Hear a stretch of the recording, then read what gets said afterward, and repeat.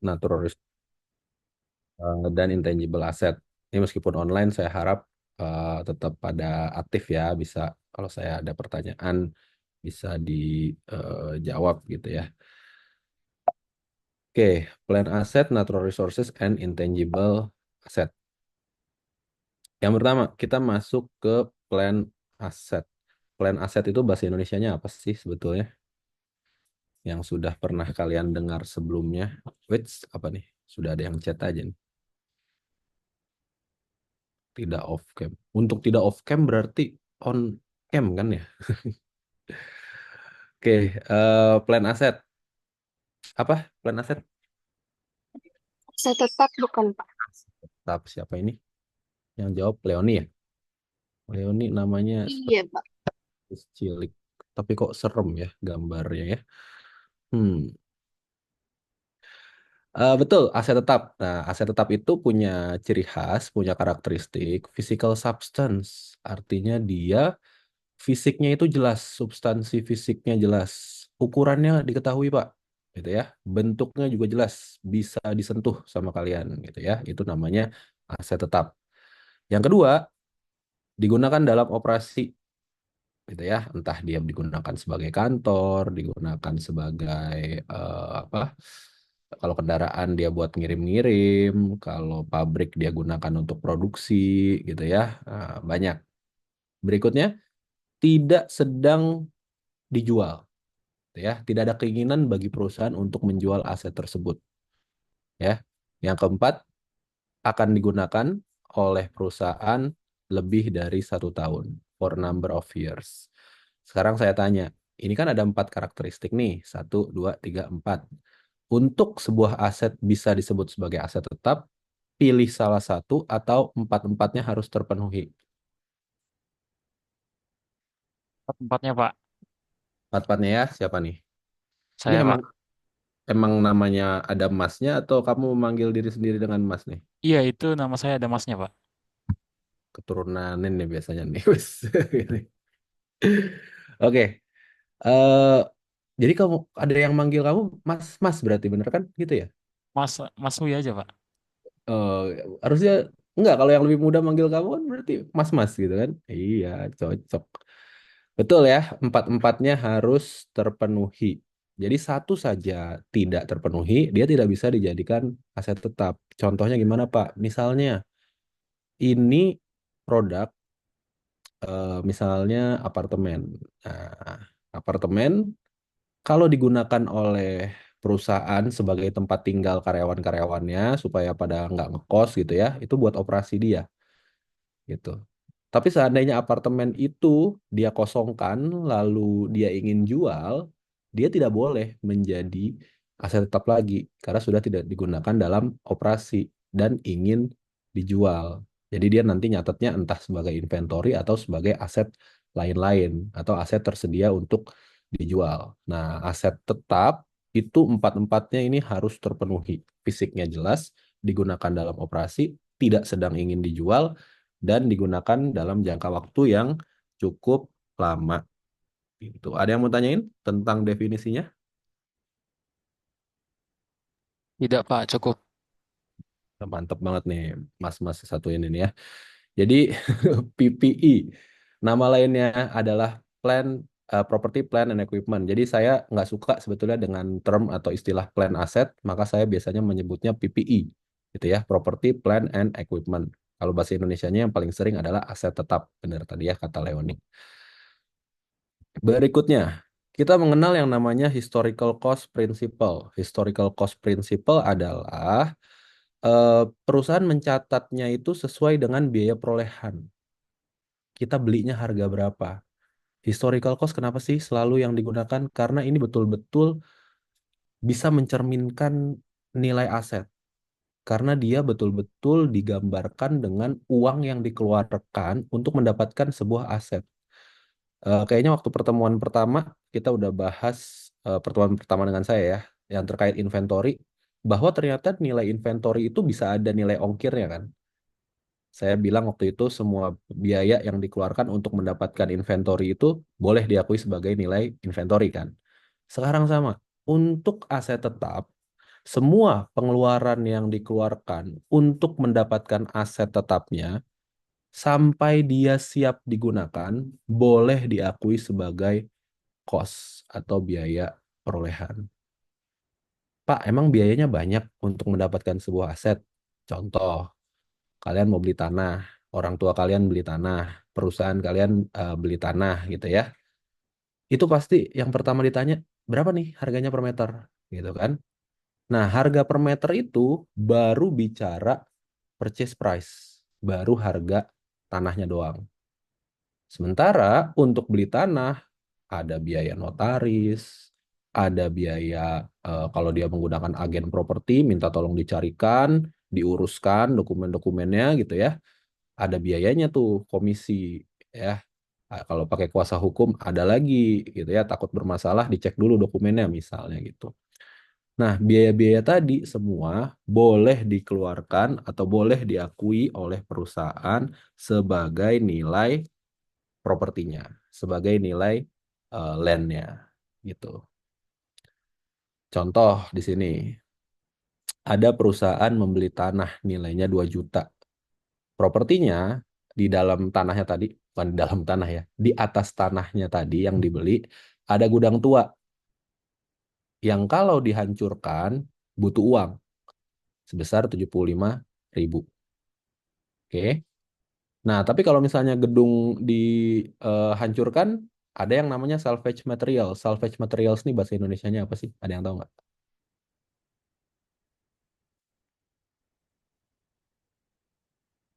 Salvage. Material hancuran, Pak.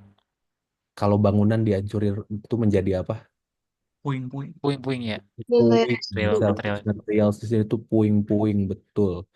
Puing-puing ada harganya nggak? Ada, Pak. Ada. Buat apa emang orang beli puing?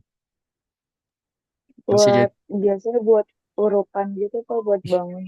pinter banget sih. Kamu mandor ya? Zahra kayaknya mandor tukang ini ya. Kelihatan ini.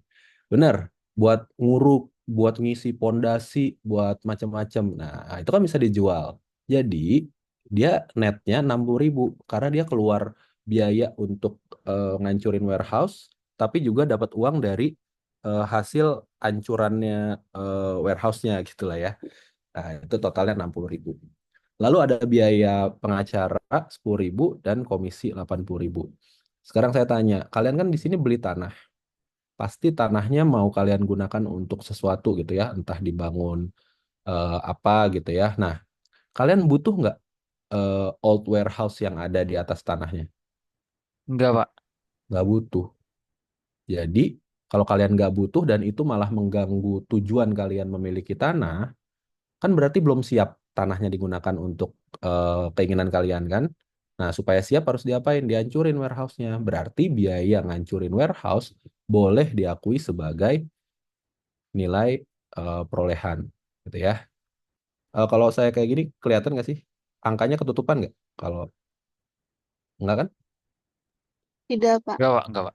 Oke, jadi semuanya bisa diakui nih. 2 juta tambah 60 tambah 10 tambah 80. Saya mau ngeliat yang aktif soalnya. 2.150 totalnya. Entry-nya, jurnalnya gampang. Land pada cash. 2.150.000. Tuh. Ada yang mau tanyain? Dari land? Aman, Pak. Aman. Aman terus nih, mantap. Berikutnya, cost of plan asset yang land improvement. Namanya land improvement, sebetulnya dia struktur dasarnya tanah. Tapi tanah ini kadang-kadang nggak apa ya, kurang menjual atau kalau nggak dibentuk itu nggak bisa berguna buat perusahaan. Dia mau jadiin lahan parkir misalnya. Nah, lahan parkir butuh apa? Diaspal. Aspal bisa rusak nggak? Bisa, Pak. Bisa, apalagi yang ngerjain eh, Pemda-Pemda gitu ya. Hari ini di aspal, besok juga udah jeglong lagi gitu kan. Jadi bisa. Oleh karena itu, kalau land dia tidak didepresiasi, kalau land improvement boleh didepresiasi. Karena memang yang namanya aspal, yang namanya fences, pagar, yang namanya underground sprinklers tuh air mancur gitu ya, yang di stadion, jaringan air, pipa-pipa dan semacamnya itu bisa rusak gitu ya. Jadi masa manfaatnya terbatas. Jadi dia harus didepresiasi. Oke. Berikutnya, buildings. Nah, kalau buildings itu bisa kalian beli, bisa juga kalian bangun sendiri. Pak, saya mau belinya tanah kafling, terus saya bangun sendiri. Pertama, kita yang beli dulu. Kalau beli, biasanya purchase price, closing cost sama ya dengan land tadi. Semua biaya ini sama, mirip. Tapi ada tambahannya biasa, Pak, kalau saya, orang tua saya waktu itu beli rumah, biasanya kondisinya kurang bagus gitu ya. Jadi kita sebelum nempatin atau sebelum kita jual lagi rumahnya, biasanya kita renov, Pak. Ganti daun pintunya, ganti atapnya pada bocor, pipa-pipa, keran-keran udah pada karatan semua. Nah, biaya-biaya tadi boleh nggak, Pak, untuk diakui sebagai nilai buildingsnya? Boleh gitu ya. Jadi renovasi-renovasi yang sifatnya besar, yang sifatnya menambah masa manfaat dari buildingsnya, boleh diakui sebagai nilai perolehan dari buildings. Oke, gimana kalau misalnya bangun sendiri, Pak? Kalau bangun sendiri, misalnya kalian berkontrak sama kontraktor gitu ya, nah itu nilai kontraknya menjadi biaya. Pak, sebelumnya saya hire arsitek 200 juta. Nah, itu juga masuk ke biaya. Pak, saya ngurus IMB, izin mendirikan bangunan ya, IMB ya. Building permits gitu ya. Pak, saya sewa alat-alat berat, ekskavasi dan teman-temannya. Itu boleh juga diakui sebagai nilai buildingsnya. Pak, saya bayar tukang. Pak, ini tukangnya ngopi terus, Pak. Bayar makan gorengan terus, Pak. Boleh nggak, Pak, diakui sebagai nilai building gitu ya. Nah, itu diakui tuh ya, semua pengeluaran-pengeluaran terkait pembangunan itu boleh diakui sebagai nilai buildings.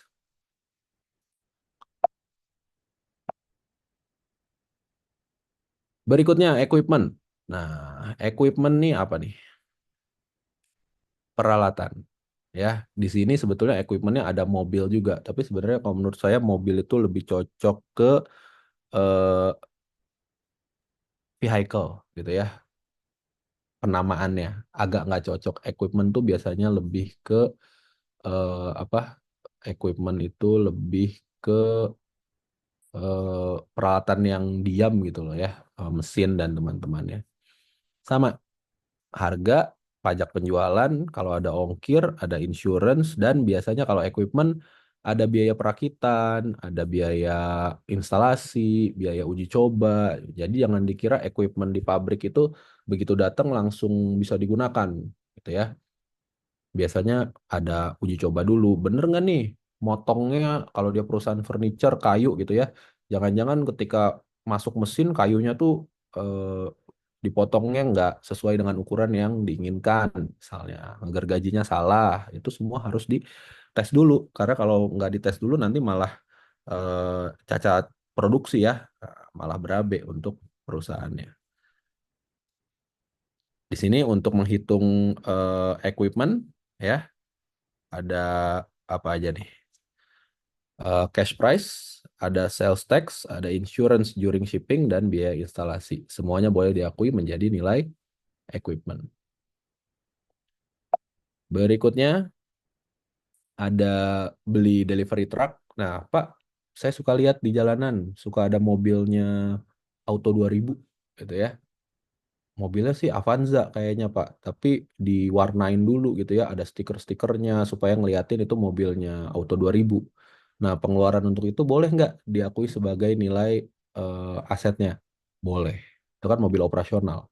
Karena kalau nggak di stikerin gitu, orang nggak tahu kalau itu resmi mobilnya punyanya Astra. Kalau dia datang ke rumah-rumah orang kan dia harus resmi ya. Kalau nggak nanti dikira mau maling mobil kan, dia malah ditimpukin gitu kan. Jadi dia harus di stikerin. Nah itu boleh diakui sebagai nilai mobilnya, gitu ya. Pak, di sini ada bayar STNK nih, Pak. Motor Vehicle License. Lalu ada bayar asuransi untuk 3 tahun. Boleh nggak nih, Pak, diakui? Nah, kalau ini apakah sebetulnya dalam rangka penyiapan kendaraannya Bukan, Pak. Bukan, Pak. Bukan ya. Itu Nah, untuk sebenarnya pengemudinya. enggak, sebenarnya untuk mobilnya, insurance policy-nya ini. Cuman kan tadi cost itu diakui sampai titik dia siap. Nah, insurance ini kan setelah dia siap kan. Kalau setelah dia siap, dia tidak apa? Tidak diakui sebagai nilai buildingsnya gitu ya. Itu kan di expense aja sebagai beban dibayar di muka sebelumnya gitu ya. Sama seperti STNK-nya. Oke. Berikutnya, delivery truck harganya 420.000 tadi ini jurnalnya adalah seperti ini. Karena equipmentnya yang boleh diakui hanya 438.200, maka license expense-nya 800 ya yang bayar STNK tadi dan prepaid insurance 16.000. Jadi ada kondisi di mana tidak semuanya boleh diakui menjadi nilai aset tetap. Oke, kalian yang punya motor, ya orang tuanya yang punya mobil, ada nggak pengeluaran-pengeluaran terkait motor dan mobil? Ada Contohnya ya, Pak. Servis, Pak. servis, apalagi Ganti Ganti oli. oli, Pak. ganti oli. Yang jawab cewek, emang cewek pernah ganti oli? Suka Bapak banyak. saya, Pak. suka suka banyak ininya ya, suka banyak meme-nya ya. Motor-motor cewek kadang-kadang berapa tahun nggak pernah ganti oli gitu ya, udah sampai pekatnya, sampai sampai bukan air lagi gitu ya bahkan gitu. Oke, pengeluaran tadi harus dibagi gitu ya, harus kita klasifikasikan. Apakah dia adalah pengeluaran yang biasa atau yang luar biasa gitu ya. Yang biasa itu yang pengeluaran rutin, yang hanya memaintain dari mesin gitu ya. Dia tidak menambah masa manfaat dari umur asetnya. Contohnya tadi ganti oli Pak, gitu ya, atau apa ya perbaikan-perbaikan kecil-kecilan gitu lah ya. Nah tapi ada misalnya motor mobil udah 5 tahun, ada servis besar-besaran tuh, tune up gitu ya namanya biasanya ganti semuanya gitu ya. Ada yang transmisinya, ada yang shock breakernya, pokoknya jadi enak lagi. Nah, kalau setelah diganti-ganti atau diservis itu masa manfaatnya bertambah, maka dia sebutannya adalah belanja modal atau capex. Terus bedanya di mana, Pak, di akuntansinya? Kalau pengeluaran yang kecil tadi, itu dianggapnya sebagai maintenance and repair expense. Berarti dia masuknya ke laporan laba rugi. Tapi kalau dia bentuknya tambahan, improvement gitu ya, dia masuknya ke tambahan nilai aset. Pak, rumah saya tadinya itu eh, rumahnya misalnya 120 meter persegi misal. Tadinya yang terbangun hanya 60 meter persegi, sisanya halaman. Terus saya bangun semua Pak sekarang, tambahin garasi di depan, tambahin kamar di belakang. Nah, itu pengeluaran besar-besaran bukan? Nilai rumahnya Iya, nambah Pak. nggak dengan dibangun? Nambah dong, kan sekarang bisa bisa bilang, oh ini ada garasinya, oh kamarnya nambah gitu kan. Nah, kalau pengeluaran yang seperti itu berarti masuknya ke capex, belanja modal gitu ya.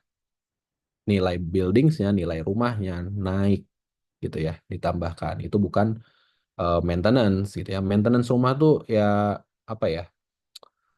eh, ada yang bocor, gentengnya diganti, tapi gentengnya 1 biji gitu ya. Nah, itu maintenance aja gitu ya. Kan nggak juga gara-gara satu genteng itu diganti jadi tiba-tiba bertahan tambahan 10 tahun lagi gitu kan enggak. Oke. Ada yang mau ditanyain dari cara menghitung biaya perolehan aset? Bapak saya mau bertanya, Boleh, silakan. kalau misalkan tadi kan kalau di jurnalnya itu tulisannya equipment. Nah, kalau kita nanti tulisnya vehicle, kendaraan atau equipment ya, mengikuti ini PPT. Bebas buat saya. Tapi emang suka gitu ya, suka ragu ya kalian. Boleh equipment, boleh vehicle, nanti tergantung asetnya apa aja gitu ya. Kenapa saya bilangnya kayak gitu? Coba kamu buka laporan keuangan di bursa gitu ya. Itu memang juga macam-macam. Ada yang nyantuminnya peralatan, ada yang nyantuminnya kendaraan gitu ya, ada yang disatukan semuanya di peralatan. Ada yang nyebutnya pabrik, ada yang nyebutnya aset tetap, apa gitu, memang nggak diatur juga sama standarnya gitu ya. Mereka ngaturnya ini aset tetap. Tapi untuk dalam-dalamnya lagi silahkan namain akunnya sesuka perusahaannya. Yang penting bisa dipahami oleh pembacanya. Gitu ya. Oke? Terima kasih. Oke.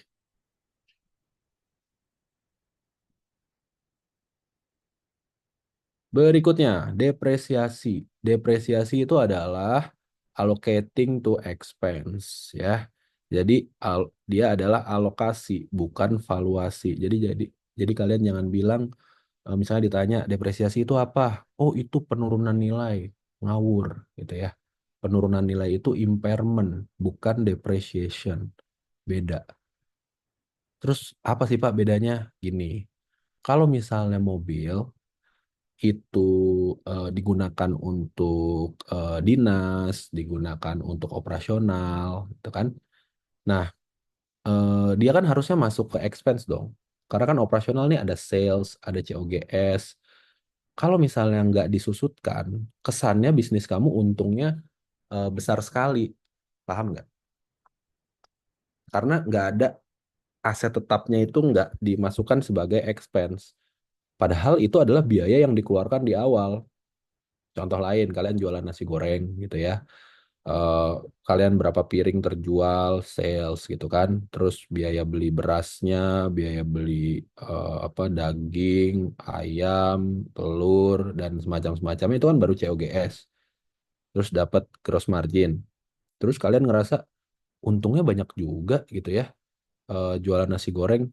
Tapi pas kalian ngecek uang kas kalian, kok kayaknya nggak sebanyak itu untung saya gitu kan.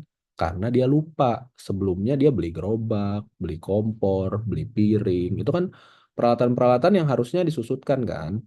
Disusutkan maksudnya menjadi expense juga kan. Nah, ini adalah proses mengalokasi aset tetap tadi menjadi expense-expense di perusahaan gitu ya. Dia applies to land improvement, buildings and equipment, tetapi tidak untuk land.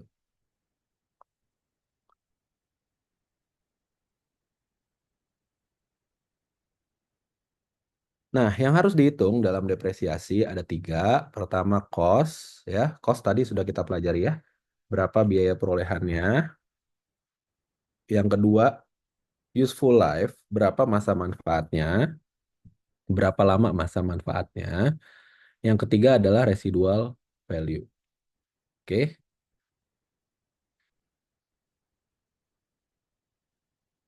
ada tiga metode untuk menghitung depresiasi. Ya, ada tiga metode untuk menghitung depresiasi. Yang pertama straight line method, yang kedua units of activity method, dan yang ketiga adalah declining balance method. Perhatikan baik-baik, soalnya ujiannya, kuisnya pasti yang ini. Angka-angka ini dihafal dulu ya, bukan untuk ujian, tapi untuk eh, ke- contoh-contoh soal ke depan, semuanya angkanya menggunakan yang ini. Cost-nya 13.000. Cost ini adalah biaya perolehan. Oke. Yang kedua, residual value. Residual value adalah nilai sisa. Berapa sih nilai sisa yang kita harapkan dari aset ini di akhir masa manfaatnya? Misal sudah jalan 5 tahun, nilainya jadi berapa sih aset ini? Nah, ini 1.000. Useful life-nya berapa sih? 5 tahun. Useful life di ukuran miles-nya berapa sih? Di sini 100.000. Gitu ya.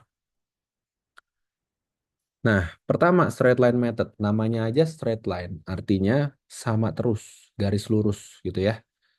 Nah, yang dicari pertama adalah depreciable cost. Depreciable cost itu seberapa besar sih yang boleh didepresiasi untuk aset ini gitu. Nah, dia cost dikurangi residual value. Expense-nya sama setiap tahun. Cost dikurangi residual value, depreciable cost-nya 12.000. 12.000 dibagi 5, 2.400. Useful life-nya kan 5 tahun. Berarti setiap tahunnya depresiasinya adalah 2.400. Oke, sekarang saya mau tanya. Kalau 5 tahun, itu berarti satu tahunnya turun berapa sih? Maksudnya depresiasinya berapa persen sih? 20% harusnya, Pak. 20%. 20%. Ya, 20%, betul. Nah, kenapa saya ubah dalam bentuk persen? Karena nanti ini untuk menghitung yang double declining. Jadi kalian harus tahu gitu ya. Kalau 5 tahun berarti 20%, kalau 8 itu 12,5%. Nah, untuk straight line method, cara menghitungnya adalah depreciable cost dikalikan dengan depreciation rate-nya, dapat 2.400. Masuk ke accumulated depreciation 2.400. Oke, book value-nya 10.600. Dapat dari mana book value? 12.000 dikurang 2.400. 12 atau 13? 13.000. 13. 13.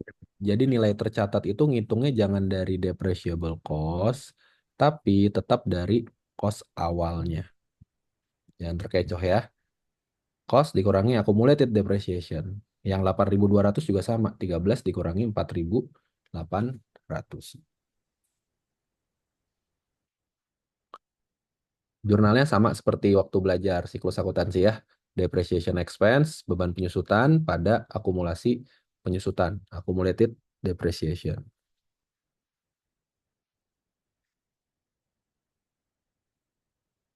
Berikutnya, Pak, mobil ini beda-beda. Kalau mobil yang straight line, mungkin yang ini ya Pak, misalnya ada mobil dinas, setiap hari digunakan segitu-gitu aja gitu ya. Dari rumah ke kantor, ya udah penyusutannya straight line Pak. Tapi ada juga nih Pak, mobil perusahaan yang jarang dipakai. Sekalinya dipakai, dia dipakai nyetirnya Aceh sampai Jayapura Pak, misal gitu ya. Sekali dipakai nyetirnya dari ujung ke ujung Indonesia. Nah, saya maunya depresiasinya sesuai kilometernya aja, Pak, supaya lebih fair. Nah, soalnya kalau kalian jual beli mobil atau motor, yang ditanya pasti dua. Keluaran tahun berapa, kilometernya udah berapa. Coba aja cek. Coba kalian mau jual motor kalian gitu ya. Apa? Pasti yang nanya pertama adalah udah berapa kilometernya gitu kan. Nah, itu sebetulnya units of activity. Dia tahu semakin lama mobil atau motor itu dipakai, nilainya eh, makin turun gitu kan sebetulnya sudah mulai terdepresiasi, tersusutkan. Nah, caranya sama. Kita cari dulu depreciable cost per unitnya. Tadi 12.000 untuk pemakaian 100.000 miles ya. Mil itu berarti per milnya 0,12. Nah, kalau per milnya 0,12 dan tahun pertama dipakai 15.000 mil, maka depresiasinya adalah 1.800. 0,12 dikalikan dengan 15.000.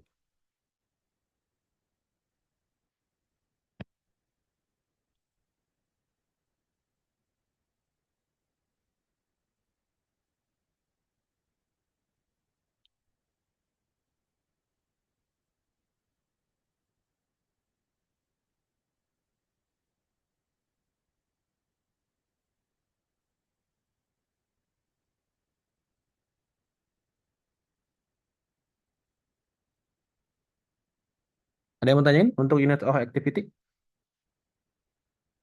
Belum ada ya. Pak, Jadi dia saya ya, mau nanya Pak. ya, siapa nih?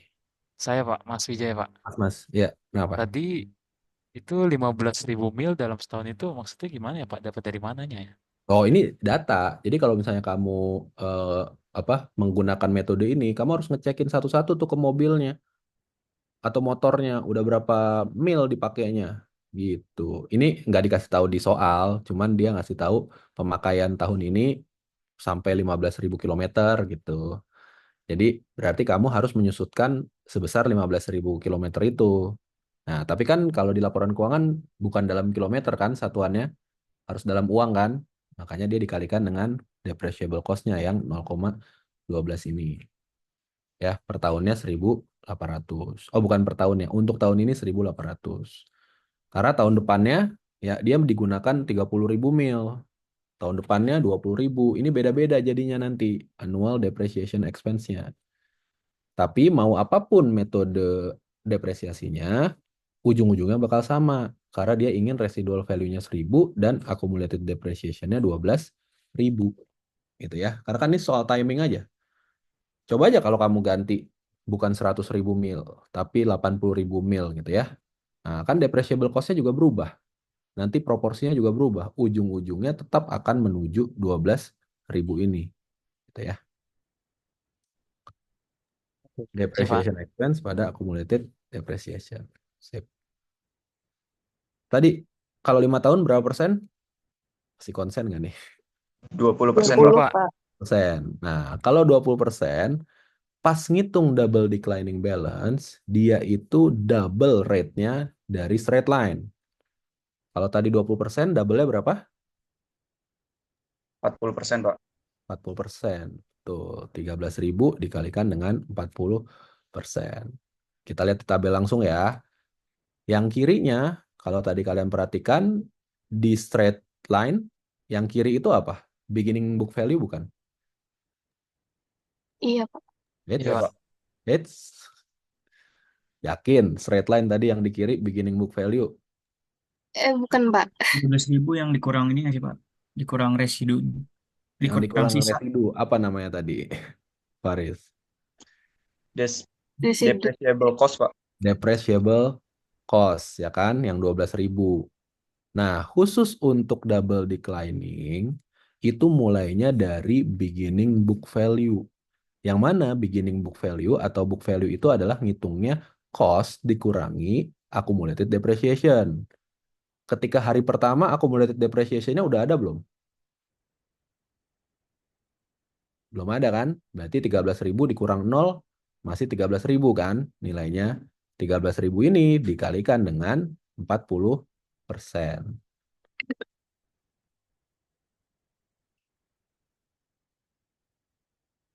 Bentar ya.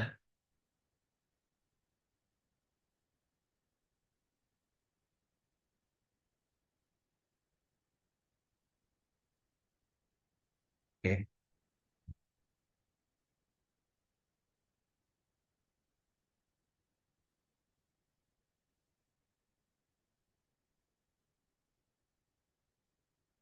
5.200 ya. 13.000 dikali 40%, 5.200. Accumulated depreciation sama 5.200 di sini. Lalu book value-nya 13.000 dikurang 5.200. Ini lebih enak, angkanya semua ada di tabel. Oke. Nah, untuk mencari tahun berikutnya, ini yang beda lagi. Untuk mencari tahun berikutnya, tetap 40%, tapi pengalinya adalah book value yang sebelumnya. Sebelumnya kan 7.800 sisanya. Inilah yang akan dikali dengan 40%. Sekarang 3120. Itu ya. Berikutnya 5.200 tambah 3120, 8320. Sisa book value-nya sekarang 4680. Gitu lagi. Kalikan dengan 40%. Kalikan lagi ya 1872 dan seterusnya. Sampai di tahun terakhir 1685 kali 40% berapa?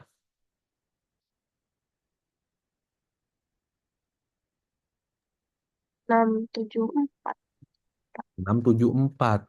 Nah, kalau misalnya ini nilainya 674, 674, nilai accumulated depreciation-nya berapa?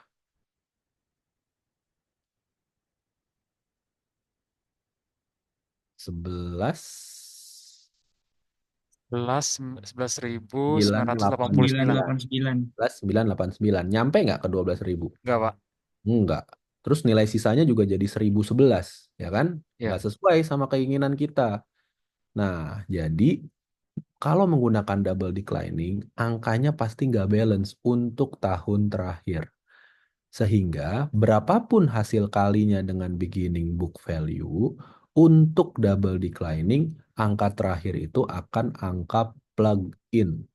Plugin itu kalian tahu kan kalau di Google Chrome ada add-in, plugin atau apa gitu ya. Itu kan apa sih? Nyeplokin gitu kan, nempelin gitu kan.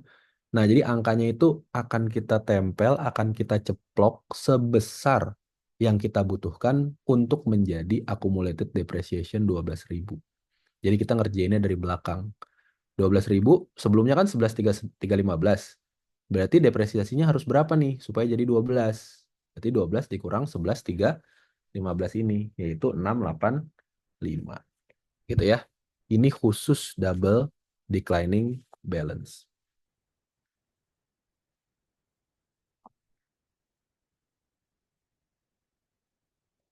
Gimana Pak kalau misalnya beli asetnya nggak 1 Januari, tapi 1 April? Nah, kalau 1 April berarti sampai 31 Desember baru 9 bulan kan?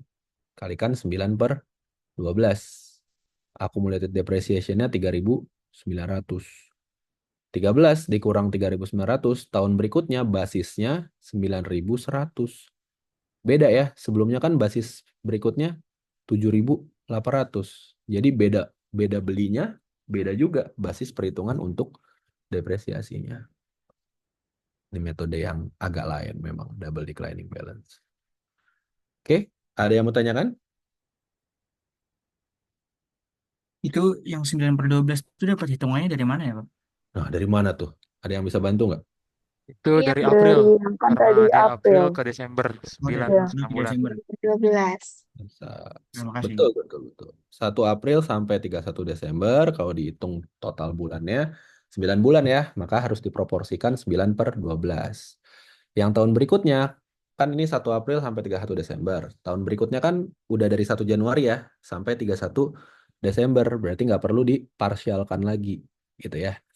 Dan yang tahun terakhir pun tidak perlu diparsialkan lagi. Kenapa? Karena sama dengan sebelumnya, angka terakhir adalah angka plug-in atau angka ceplok supaya nilainya menjadi 12.000. Jadi yang A ini 180 ini juga bukan hasil kali dari mana-mana. Pokoknya dia harus 180 aja. Gitu ya. Nih, mau yang manapun ujung-ujungnya accumulated depreciation-nya sama. 12.000. Ini soal timing aja.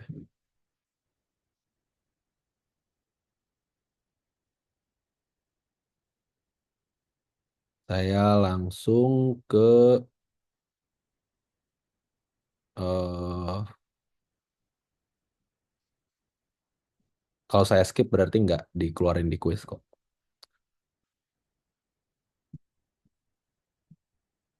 Nah, gimana kalau misalnya depresiasinya direvisi, Pak? Misalnya, tadinya untuk 5 tahun asetnya. Sekarang saya ubah jadi untuk 6 tahun. Karena asetnya ternyata awet, Pak. Gitu. Ya, asetnya ternyata awet. Jadinya saya maunya 6 tahun. Lalu, residual value-nya berubah juga, Pak. Karena awet, ternyata nilai residualnya nggak 1.000, tapi lebih. Gitu. Nah, itu boleh dilakukan sesuai dengan fakta-fakta yang ada gitu ya. Jadi dia pengambil keputusan untuk mengubah acuan depresiasinya. Misal, untuk soal yang sama, di Januari 1, 2028, setelah jalan 3 tahun, dia bilang tambah deh 1 tahun untuk depresiasinya. Residual value-nya naikin deh dari 1.000 ke 2.200. Nah, the company has used straight line method to depreciate the asset to date. Dia udah jalan 3 tahun straight line. Tadi kita udah tahu ya, 2.400 dapat dari mananya ya, 12.000 dibagi 5. Sekarang sudah 3 tahun depresiasi, berarti akumulasi depresiasinya 7.200. Kalau saya tanya nilai bukunya 1 Januari 2028 berapa?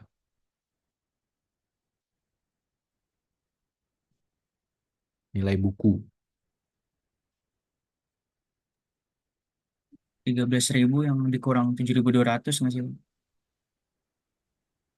Pak? Kenapa? 13.000 dikurang 7.200 7.200. berapa tuh? 5.800. 5.800, pintar ya. Book value-nya 5.800. Pak, buat apa ngitung book value ini?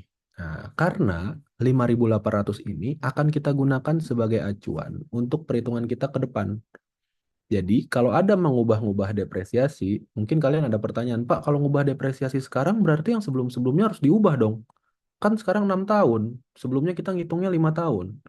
Sebelumnya dari residual value 1.000, sekarang 2.200, berarti berubah dong Pak, gitu kan yang lalu-lalu tidak didepresiasi karena kita bicaranya estimasi, yang mana estimasi itu kan dari sebetulnya kira-kira ya, ada unsur perkiraannya.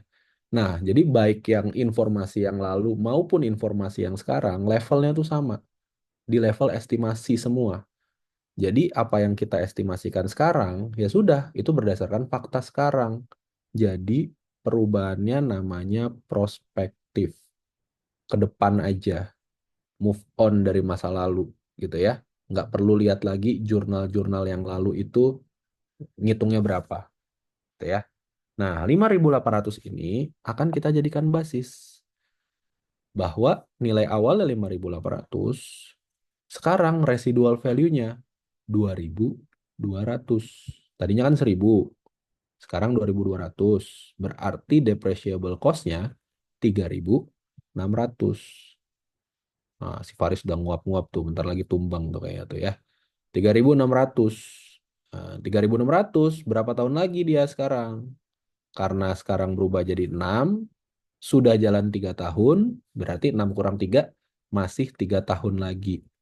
3.600 bagi 3, 1.200. Ya. Jadi depresiasinya mulai tahun 2028 sampai 2030 per tahunnya 1.200. Turun ya, tadinya 2.400, sekarang 1.200.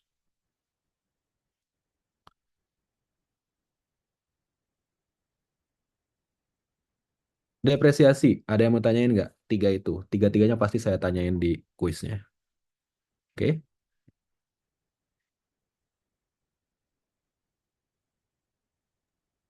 Bapak nanti di bagian depresiasi itu kita bakal bahas tentang bangunan, kendaraan, peralatan, sama mesin kan, Pak? Tapi mesin belum dibahas ya tadi. Mesin belum dibahas. Apanya? Nanti kita empat itu bakal termasuk ke dalam depresiasi kan, Pak? Mm-mm. Oh, Peralatan, iya, tapi kan jadi gini, mau bentuknya buildings, mau bentuknya equipment, semuanya perhitungan depresiasinya sama, metodenya tiga itu aja tadi, gitu ya.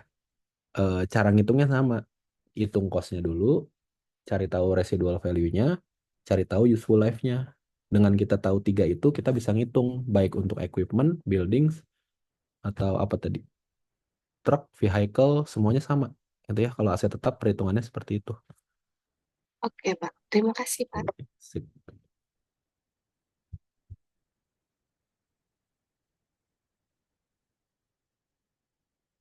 Sore-sore gini kan enaknya belajar akuntansi emang ya. Nanti malam jangan lupa lihat Martin Paes. Asik. Gitu kan. Ada yang jangan lagi ada yang di stadion ini ya. Nggak tahu juga saya. Lagi jualan tiket gitu ya. Berikutnya Pak, gimana kalau aset itu dijual? Pak, gimana kalau misalnya aset itu dibesi tuakan gitu ya, nggak dipakai lagi. Nah, itu masuk ke pembahasan kita selanjutnya. Disposal. Disposal itu intinya menghapus bukukan dari buku kita. Oke? Yang pertama, gimana Pak kalau asetnya itu di retire? Di retire itu artinya dibesi tuakan, di scrap, dibuang, ya. Yang kedua, kalau dijual gimana Pak? Dijual tuh berarti apa? Diberikan gitu ya ke orang lain dengan ada uang ya sebagai timbal baliknya, namanya juga dijual. Ada yang ditukarkan. Nah, ditukarkan ini sering juga sebetulnya. Misalnya antar anak perusahaan dan induknya dia tukeran aset karena yang satu sudah nggak butuh, yang satu lagi butuh, demikian juga sebaliknya, ya. Nah, yang pertama harus dilakukan update dulu depresiasinya ke tanggal disposalnya. Yang kedua, kita eliminate asetnya. Eliminate aset ini gimana, Pak? Eliminate aset ini namanya hapus buku. Jadi kalau kita mencatat di awal itu equipment, lalu kan ada accumulated depreciation di kredit-kreditnya gitu kan sebagai pengurang dari equipment. Benar kan? Jadi kalau mau hapus buku, ditukar tuh posisinya. Accumulated depreciation-nya jadi debit, equipment dan teman-temannya jadi kredit. Equipment, building, dan teman-temannya kalau dihapus buku kan, tinggal ditukar aja tuh. Accumulated depreciation dan aset tetapnya. Itu ya, contoh biar lebih kebayang. Misalnya, dia punya komputer, udah habis nih masa manfaatnya, 32.000. Oke, belinya 32.000, sudah didepresiasi sempurna, 32.000, ya, fully depreciated. Nah, dia mau buang aja gitu ya, karena udah rusak juga, udah kelamaan. Nah, sebetulnya secara nilai buku, ini berapa nilai bukunya? Cost-nya 32.000, accumulated depreciation 32.000. Yo, nilai bukunya berapa? Masa ragu? Mas, berapa mas? Tetap 32.000 nggak sih, Pak? Cost-nya 32.000, accumulated depreciation 32.000. Nilai bukunya berapa? No. Oh, tuh, Faris ngantuk gitu aja bisa. Gimana nih mas nih? Ya. Oke, Pak. Tiga, bercanda ya. 32.000 kurang 32.000. Nol. Secara net sebenarnya udah nol. Jadi nggak ada dampak ke bukunya. Tapi secara akuntansi nggak bener kalau aset itu udah nggak ada di perusahaan, masih nangkring angka printer 32.000 tadi. Meskipun ada akumulasi depresiasinya. Nah, caranya untuk menghapus bukukan jurnal accumulated depreciation pada equipmentnya. Jadi habis equipmentnya hilang 32.000, accumulated depreciation-nya pun hilang 32.000. Secara net sama 00 juga. Cuman ini udah hilang dari buku dia. Sudah dihapus bukukan dari buku dia. Kalau nggak dihapus buku, apa yang terjadi? Emangnya ada efeknya, Pak? Ada. Misalnya datang auditor gitu ya. Terus ngelihat pembukuan kalian. Ini komputer mana nih yang udah yang udah lama ini? Oh, itu udah dibuang gitu kan. Yang benar, ini masih ada di pembukuan. Jangan-jangan itu asetnya masih dicatat tapi entah hilang atau ada yang ngambil bawa pulang gitu kan. Jadi pertanyaan. Jadi kalau memang sudah tidak ada asetnya harus dikeluarkan dari buku. Karena kesannya nanti pas auditor datang kan dia mau lihat list perusahaan, list asetnya. Di buku kalian masih ada nih aset. Auditor kan akan ngecek mana asetnya. Nggak ada. Kalau nggak ada, itu pertanyaan dari auditor bisa jauh lebih kejam gitu ya. Jangan-jangan asetnya dicuri, jangan-jangan asetnya ada yang bawa pulang, jangan-jangan asetnya dijual oleh karyawan gitu kan. Nah, jadi kalau memang udah rusak, udah nggak dipakai lagi, dihapuslah dari pembukuan supaya nggak dicari lagi itu aset. Berikutnya, kalau misalnya asetnya itu nilainya 18.000, akumulasi depresiasinya 14.000, nilai bukunya masih ada nggak? Masih Pak, Berapa? 4.000 1.000, Pak. Pak. 4.000. Nah, kalau misalnya asetnya nilai bukunya 4.000, tapi kamu memutuskan untuk membuangnya, rugi atau enggak? Rugi Pak. Nah, bagus ya. Ini Yulita nih yang jawab nih. Rugi dong, Pak, gitu kan. Kita asetnya masih ada nilai 4.000, kok kita buang, Pak? Gitu kan. Nah, karena rugi, kita catatnya juga secara accounting rugi. Ini untuk penghapus bukuan, accumulated depreciation pada equipmentnya, 4.000 sebagai kerugiannya. Gitu ya. Karena ini aset masih ada nilainya, kenapa kita buang, Pak? Gitu kan. Nah, berarti dia rugi. 4.000. Ada yang mau tanyakan dari aset retirement?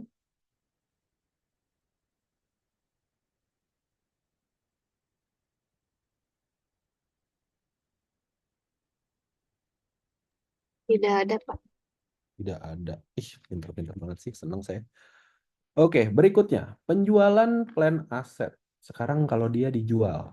Oke.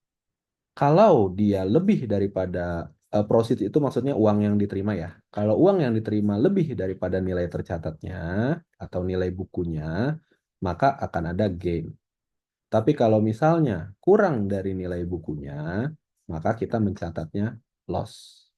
Langsung ke contoh soal. Cara bacanya gini. Furniture cost-nya 60.000. 1 Januari 2025, akumulasi depresiasinya 41.000.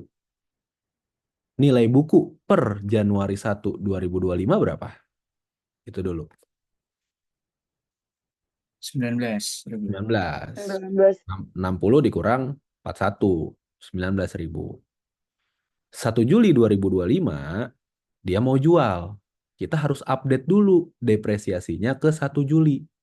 Ada 6 bulan. Ternyata 6 bulan itu ada depresiasi tambahan 8.000. Berarti accumulated depreciation-nya berapa sekarang? 11.000. 49. Ya kan? Accumulated depreciation 49. Nilai bukunya berapa sekarang?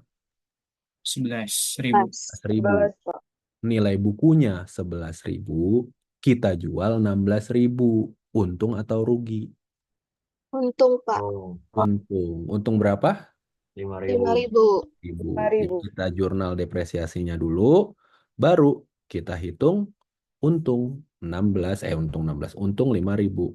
Jadi selalu eliminasi. Ini hapus bukukan equipmentnya, terus uangnya dapat 16.000 Pak, gitu ya. Nah, jadi kita dapat untung 5.000, gitu ya. Misalnya Pak, sekarang dijualnya bukan 16.000, dijualnya hanya 9.000. Aset yang nilai bukunya 11 dijual 9, untung atau rugi? Rugi. Rugi. Nah, nyatetnya sama. Accumulated depreciation dan equipmentnya sama. 60, 49 ini kan nilai bukunya 11 nih selisihnya. Dijualnya hanya 9. Berarti untuk supaya balance kan harus ada rugi 2.000. Gitu.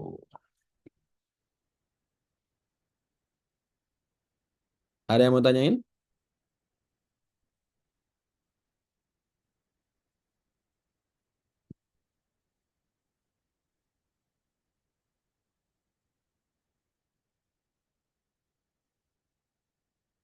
Chapter untuk aset tetap selesai. Berikutnya, natural resources and intangible asset. Oke, hitungannya nggak banyak. Natural resources juga saya nggak mau bahas banyak karena bukan saya nggak ngerti ya, karena di Indonesia skemanya kebanyakan berbeda dengan di eh, tempat asalnya slide ini gitu ya. Jadi saya ngejelasin teorinya aja ya. Jadi di natural resources ini apa saja sih gitu kan? Nah, di sini ada standing timber. Standing timber itu kan kayu ya, pohon-pohon gitu kan. Nah, di kita aturannya udah beda lagi tuh. Dia jatuhnya bukan natural resources, tapi aset biologis. Ada SAK-nya sendiri. Atau sumber daya alam, seperti minyak, gas, dan mineral lain. Nikel, bauksit, apalagi tuh, batu bara gitu ya. Nah, dia physical, ada fisiknya, tapi dia harus diekstraksi dari perut bumi. Sekarang saya tanya, perusahaan batu bara tuh tahu nggak sih sebetulnya di dalam tanah exactly persisnya berapa juta ton yang ada di dalam tanah tambang dia? Nggak Nggak tahu, tahu. Pak. Dia bukan dukun juga ya. Sebagus-bagusnya teknologi, ya paling dia jadi apa ya? Estimasi aja gitu ya, berdasarkan dari kandungan tanah yang ada di permukaan, berdasarkan gali-gali sampai kedalaman berapa itu dapatnya segini. Nah, itu dia bisa mengekstrapolasi gitu ya, bisa tahu perkiraannya. Sama kayak mensurvei gitulah ya, survei-survei pilpres, pilkada itu kan sebetulnya nggak tahu exactly nilai suaranya bakal berapa puluh juta, ratus juta suara kan, tapi dia dari hasil survei mengekstrapolasi kira-kira eh, hasilnya bagaimana gitu kan. Nah, di sini kita akan mengenal yang namanya depresi. Depresi itu sebetulnya mengalokasi jumlah yang kita sudah catat sebagai nilai tambang kita, gitu ya, dengan nanti unit yang bisa kita dapatkan dari dalam tanah, dari dalam tambang kita. Contoh, kita invest 50 juta untuk beli tambang batu bara, ya. Total yang bisa kita angkut atau bisa kita bawa dari dalam tanah, bisa kita ambil dari dalam tanah 10 juta ton, 10 juta ton. 10 juta, bener ya, 10 juta ton. Nah, berarti per tonnya adalah $5. Gitu kan? Oke, sama kayak yang tadi, yang units of activity. Berarti kalau dia bisa ngangkut dari dalam tanah 250.000 ton, berapa depresinya? Nah, kalau tadi kan beban depresiasi pada akumulasi depresiasi. Kalau ditambang itu beda. Jadi setiap kita mengekstraksi dalam eh, tanah, itu kita akan mengakui inventory. Nanti kalian ini kan manajemen, finance, saya mau jago Pak invest saham gitu ya. Nah, nanti kalian pas ngelihat perusahaan-perusahaan tambang, itu kalian bakal ngelihat di pembukuan dia kok nggak ada ya Pak apa batu baranya, atau kalaupun ada dikit ya Pak. Nah, yang muncul di laporan keuangan itu hanya yang sudah siap jual, hanya yang sudah berhasil dia ambil dari perut bumi. Yang jadi cadangan di bawah tanah, kan dia nggak tahu persisnya berapa nilainya. Itu tidak boleh diakui menjadi nilai inventory dia. Itulah kenapa perusahaan pertambangan biasanya dijualnya di harga yang lebih mahal daripada nilai bukunya. Karena orang tahu ada aset-aset lain yang belum dia catat karena dia masih di perut bumi. Paham nggak? Padahal itu ada di wilayah tambangnya kan, yang mana kalau besok dia ngambil, dapat itu aset.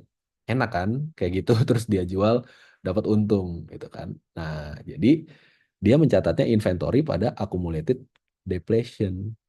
Jadi dia dapat inventory, baru nanti sales pada AR pada sales, terus COGS pada inventory call-nya ini. Gitu. Ya.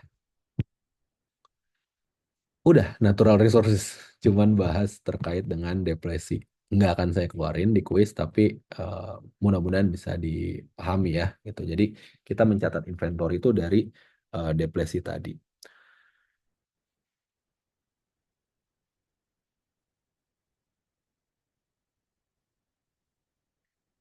Berikutnya intangible asset. Intangible asset itu apa sih? Aktiva tak berwujud, Pak. Aktiva. Perasaan saya udah bilang deh. Aset. Sekarang itu istilah aktiva dan pasiva udah nggak digunakan ya. Tapi nggak apa-apa. Itu aset tak berwujud. Betul. Nah, aset tak berwujud ini betul-betul tak berwujud ya. Kemarin saya ngisi pelatihan di Kementerian Koperasi, lucu juga itu bapak-bapak ya. Aset tak berwujud apa apa sih bapak-bapak, ibu-ibu gitu kan. Oh, itu sering Pak di tempat kami, di koperasi-koperasi yang kami awasi. Kenapa tuh Pak? Emang banyak koperasi punya aset tak berwujud? Banyak Pak. Itu tuh aset yang kalau di buku ada, tapi pas kita cek nggak ada wujudnya Pak. Gitu. Jadi banyak dibilangnya koperasi-koperasi itu ngaku-ngakuin punya komputer, punya tanah, punya apa, pas dicek ternyata nggak ada gitu ya. Nah, itu tapi bukan seperti itu ya, aset tak berwujud yang benar. Aset tak berwujud itu segala bentuk hak, segala bentuk privilege atau aset-aset lainnya yang tidak punya physical substance. Jadi dia benar-benar pembedanya dengan aset tetap adalah yang satu punya bentuk fisik, yang satu tidak punya, gitu ya. Sama seperti aset tetap, ada yang limited life, ada yang indefinite life. Indefinite life kan kalau di aset tetap tadi tanah ya. Nah, kalau di sini ada namanya goodwill. Nanti kita pelajari. Oke, kalau yang limited life kita harus amortisasi. Pak ribet amat sih nama-nama ininya gitu ya. Jadi kalau misalnya aset tetap ada depresiasi, kalau natural resources ada depresi, kalau intangible asset ada amortisasi. Beda ya tiga itu. Cara ngitungnya sama sebagai sebagai pengurang dari nilai asetnya. Paten.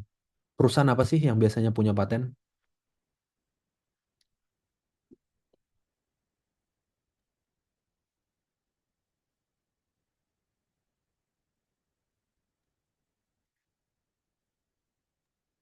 Musik kah, Pak? Musik. Masa musik pakai paten? F&B, Apa? F&B Pak, Apa? food and F&B. F&B. Bisa resep gitu ya mungkin ya. Resepnya dipatenkan. Tapi belum nih, yang paling sering apa sih? Ada dua sebetulnya yang paling sering punya paten.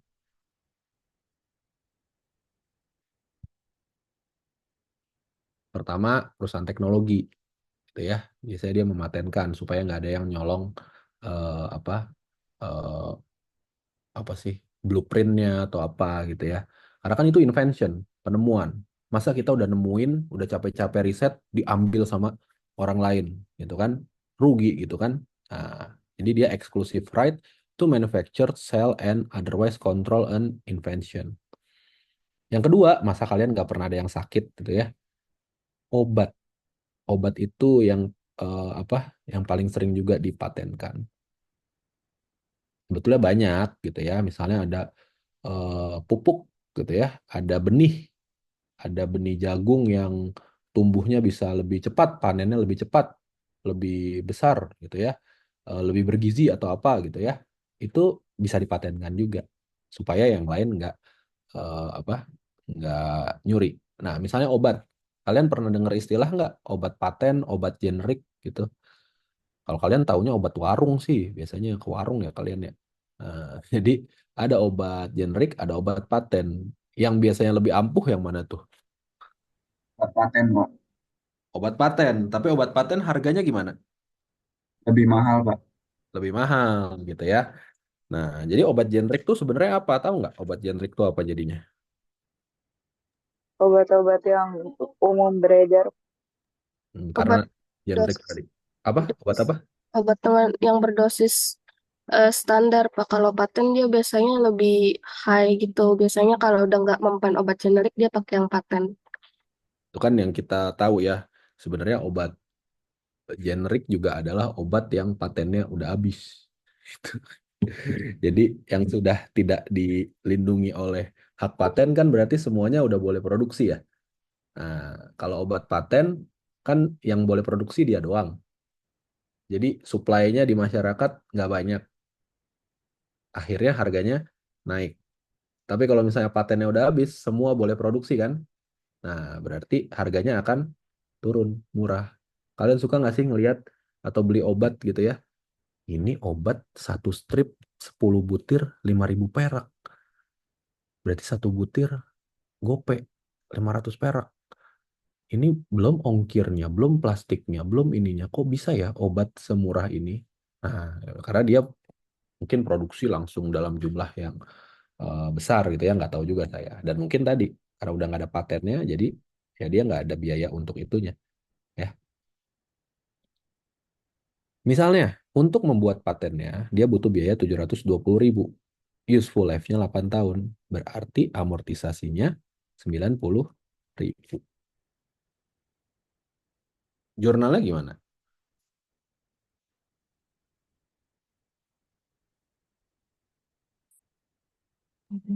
Beban amortisasi pada paten. Beban amortisasi pada patennya. Betul ya, 90.000. Jadi nggak usah pakai accumulated amortization paten ya. Jadi dia langsung aja amortization pada patennya. Berikutnya, copyright, hak cipta. Ini baru tadi yang siapa ya tadi yang jawab ya? Musik Pak, gitu ya. Nah, hak cipta itu untuk yang artistik-artistik yang dibuat misalnya video YouTube, musik, gitu ya, buku, novel, film. Nah, itu adalah hak cipta. Ya, dia biasanya 70 tahun di negara-negara. Di Indonesia juga sama. Ya. Berikutnya, trademark, trade name. Biasanya kata-kata, jingle, simbol ya. Nah, coba jingle apa sih yang paling kalian tahu? Yang paling top of mind, jingle perusahaan, lagu perusahaan, jingle. SCTV, Apa? SCTV Pak, satu Apa? untuk semua. Itu phrase berarti satu untuk semua gitu ya. Yang jingle,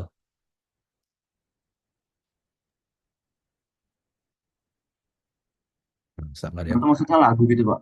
iya, yang lagu perusahaan apa yang kalian tahu? Lagu iklan Aku apa gitu? Hah? Aqua, Kopi Pak. Hah? Aqua. Aqua yang mana ya? Oh, saya nggak ngeh. Kalian males nyanyiinnya ya? Malu. Iya, Pak. Mars Apa? Perindo Pak. Mars Perindo, betul sekali. Wadimor, nah bisa gitu ya. Shopee Pak, Shopee. Shopee, Shopee COD. Ah, bisa tuh jingle ya Shopee COD kan yang kebayang sama saya tukul lagi gitu ya. Terus Pas, tapi di sini belum kesebut nih. Di kelas lain selalu kesebutnya sari roti. Di sini malah enggak ya. Sari roti gitu ya, yang keliling-keliling. Kalian kan hafal pasti kan. Nah, dari jauh aja udah kedengeran, udah tahu itu roti. Sekarang kalau saya tanya merek roti yang lain selain sari roti yang ada di Indomaret, kalian tahu nggak sih? Tahu, Pak. Wis, dia mah sering ke Indomaret sih. Kalau saya tuh nggak tahu loh. Ya, ada sih satu yang kayaknya baru, Paroti atau apa gitu. Tapi buat saya ya top of mind-nya sari roti gitu kan, karena ya mungkin jinglenya berpengaruh gitu kan, kita ngedengerin terus, jadi ya udah kecuci otak gitu ya bahwa roti itu ya sari roti gitu kalau mau beli. Nah itu eh, salah satu aset tak berwujud gitu ya, karena itu kan aset untuk perusahaan, ada manfaat ekonominya.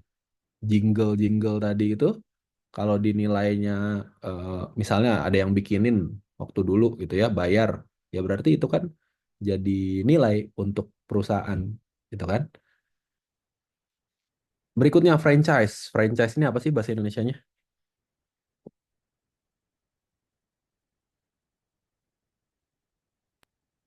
Wara, Cabang, Pak.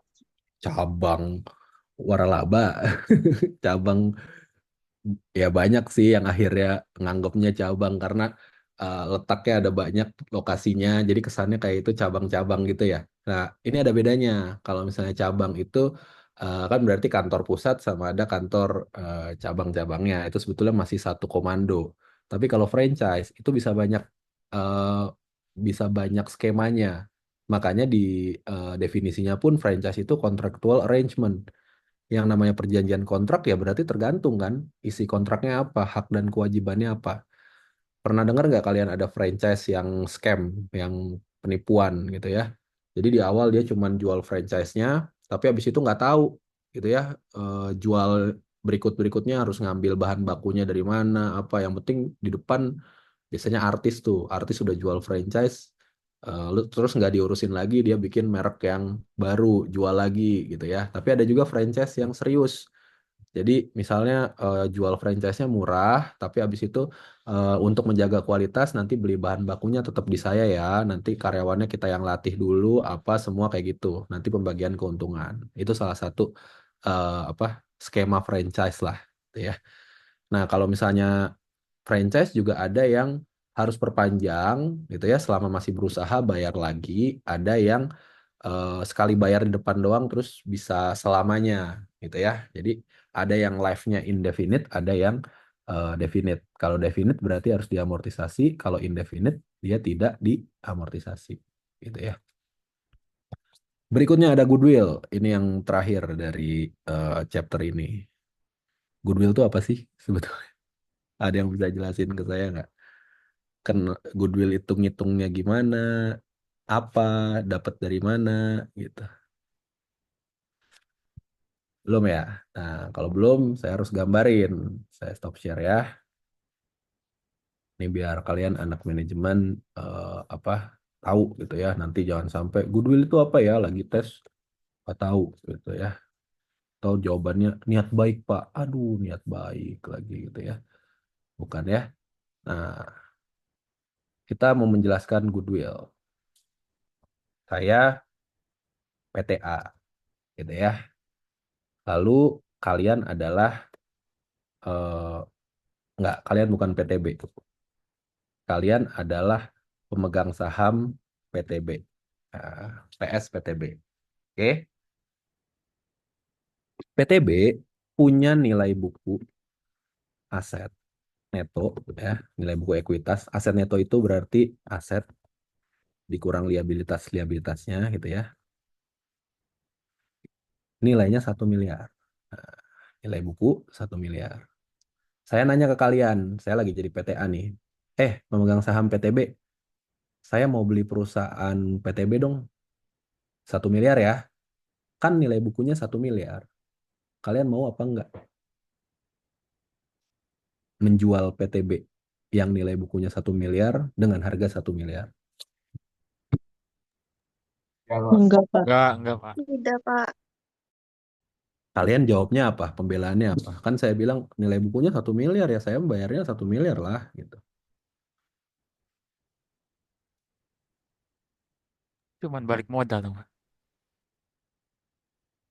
Enggak, bukan itu. Apa? Karena ada aset-aset sama Terus? liabilitasnya. Enggak. Ya kan tadi aset-aset liabilitasnya nilainya 1 miliar. Saya bayarnya juga 1 miliar. Nggak ada untungnya Nah, benar. Cuman Book value-nya 0. kok book value-nya nol? Bukan. Effort Tapi kan membangun itunya nggak sih Pak? Effort membangun PTB-nya. bisa gitu ya. Tapi itu agak nanti. Ada dari bukunya dulu. Di dalam aset ini ada apa aja? Kira-kira di dalam aset itu ada akun apa aja di dalam aset? Ini cara paling gampang saya untuk ngejelasin apa itu goodwill. Di dalam aset ada apa aja? Masa nggak tahu? Ada bangunan, Ada kas, ada kendaraan, bangunan, kata Leoni, ada kendaraan perawatan. kendaraan, ya. Tadi kita udah bahas tuh aset-aset yang tadi itu semua dicatatnya menggunakan apa? Prinsip apa?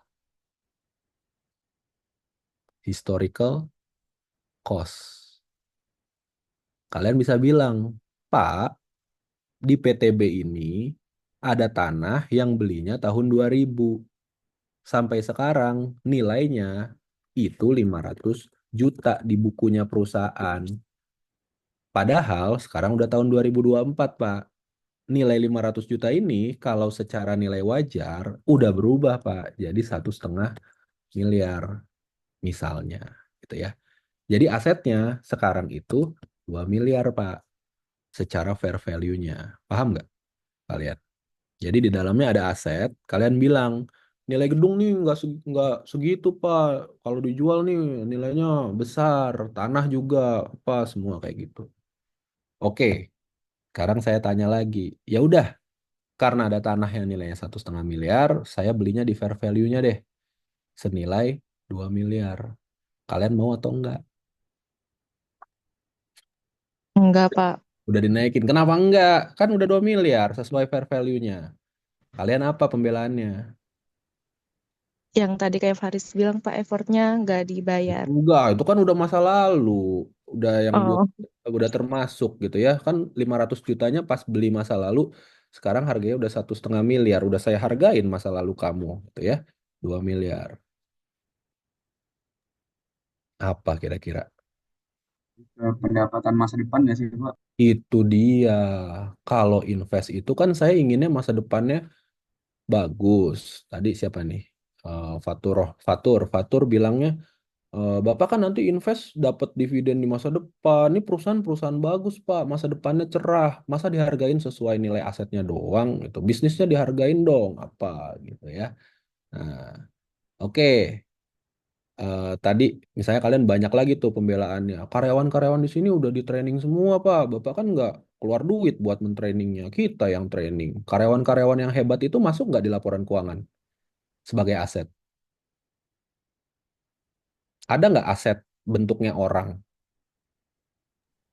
nggak ada. Nggak ada. Nggak ada, Pak. Direksinya pinter-pinter, Pak, lulusan luar negeri. Karyawan kita loyal-loyal, customer kita loyal-loyal. Kita apa? Lokasinya strategis, Pak, di tengah kota. Nilainya pasti naik terus tanahnya. Itu semua adalah argumen kalian untuk minta harga lebih tinggi. Ya sudah, sekarang saya tambah jadi 5 miliar. Saya nggak nanya lagi, kalian pasti akan jawabnya tetap nggak mau. Di kelas-kelas sebelumnya tetap bilangnya nggak mau. Anggap aja kalian mau gitu ya. Nah, PTA kan berarti akan mencatat perusahaan kalian dimasukin ke bukunya PTA. Ya, misalnya aset, tadi kas dan bangunan dan lain-lain. Yang masuk ke pembukuan kalian tetap hanya 2M. Karena orang-orang, direksi, customer, dan lain-lain itu nggak bisa dicatat kan di buku. Bener nggak? Nggak bisa. Tapi kas kalian keluarnya berapa tadi yang udah disetujui? 5M. 5M. Balance nggak kalau kayak gini? Enggak, Pak. Nggak balance. Itulah kenapa di PTA akan muncul goodwill 3 miliar. Makanya tadi di slide dibilang goodwill itu apa? Exceptional management. Manajer-manajernya jago-jago semua. Customer loyalty, daftar pelanggan, dan semacamnya. Kalian coba deh buka sesekali. Gitu ya. Sempatkan buka-buka laporan keuangan perusahaan TBK. Sempatkan buka laporan keuangan kayak Goto yang asetnya tuh digital semua. Dia nggak ada kan sebetulnya apa ya aset fisiknya gitu. Tapi dia apa yang dipunya? Ekosistem. Pak, dia tahu Pak kalau saya sore-sore itu suka jajan apa, suka tiba-tiba muncul notif, cing, kamu lapar gitu kan? Bener nggak di Gojek kalian? Pak, dia tahu Pak masa saya tuh belanjanya apa? Kalau promonya lagi berapa? Kadang-kadang kalau habis saya beli, promonya hilang Pak. Tapi kalau udah saya nggak lama pakai, promonya muncul lagi Pak. Gitu kan? Suka perhatiin nggak kalian kayak gitu? Nah, data yang sangat besar itu kan berguna sebetulnya untuk perusahaan dan bisa dijual juga sebenarnya.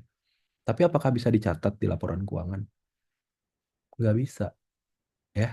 Jadi kalau ada perusahaan mau beli Goto atau mau beli perusahaan-perusahaan yang kayak gitu, biasanya ngeluarin uangnya jauh lebih besar daripada nilai aset yang dipunya sama Goto. Karena dia menghargai apa-apa yang tidak tercatat itu. Nah, yang tidak tercatat itu masuknya ke goodwill, gitu ya. Mungkin itu cara saya menjelaskan goodwill. Kalau nanya ke orang lain mungkin berbeda, tapi mudah-mudahan bisa dipahami ya, bahwa kalau nggak bisa dicatat, tapi kita mengeluarkan uang untuk itu, kan mau nggak mau harus bisa dicatat. Itu namanya goodwill. Oke, ada yang mau tanyain? Materinya sudah selesai? Di jurnalnya ditulis goodwill gitu aja, Pak. Goodwill, betul. Oke, Ya, Pak. Oh ya Pak mau nanya, ya.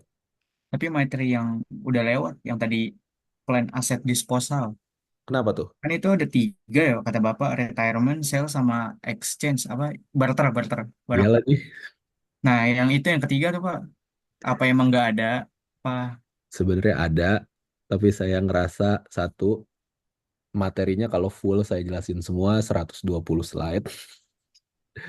Kedua, kayaknya kalau saya keluarin semua juga terlalu kejam untuk kalian, takutnya malah itu.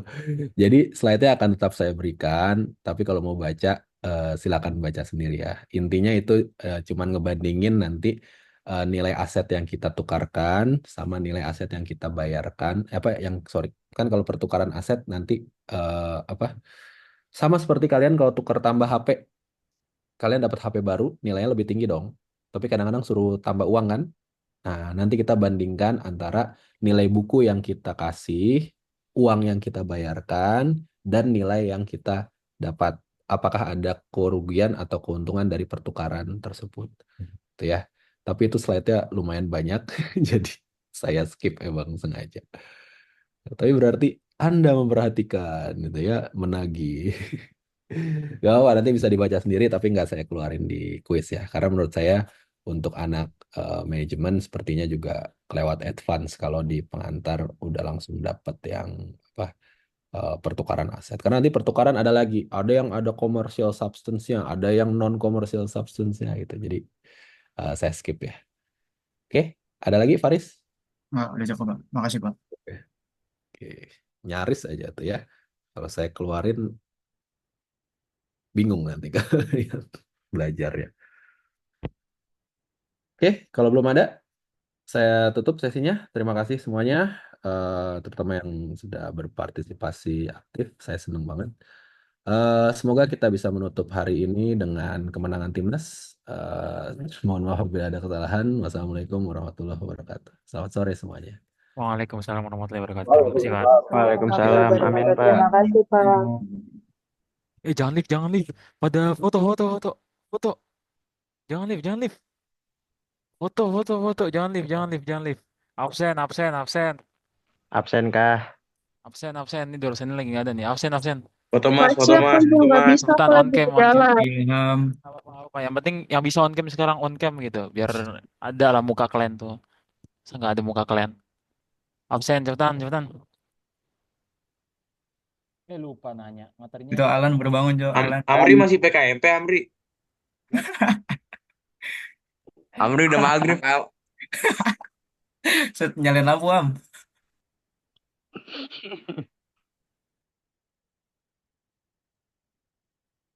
Iya, iya, SS iya. Mas, lama banget, Mas. Sabar, masih belum semua tuh. Di kolom gue masih ada yang Ada kosong. udah ganteng. Ya, tahu udah terserah. Baru bangun ini lo, baru bangun lo ya tadi. Berarti akuntansi minggu depan langsung kuis 2 ya. Kuis 2 kalau gue bilang langsung dari piutang sih. Mulai dari piutang. Serius habis ini kuis, Cok. Kan kuis. Ya. Kuis. Gue ngerjain apaan? Akuntansi. Minggu depan. Oh, gila lu pada. Kuis, kuis. Kuis, serius. Gue ngerjain apaan, anjir? Info Mas Wi, ini ada foto belum, Mas Wi? Ini foto-foto nih, siapa? Mas Wi, ini ada foto belum? Nih, Cepat slide foto dulu, weh. slide satu. Weh, pokoknya Senin masuk semua ya. Senin Iya, masuk iya. semua. Slide Kalau saya satu, kagak masuk, aku Dapur belum kondisinya. 2, 3. tentang pemimpin kan. Ketahuan banget terapa belum mandi dari pagi, Cok. Mana ada, Cok? Ayo slide 2 siap-siap. 1, 2, 3. Dah. Makasih. Dah. Thank you, guys. Amri. Weh, Thank you ya, nanti thank you ya. malam, Mas Wi nanti malam aktif di grup PJ kedua kelas ya. Ada info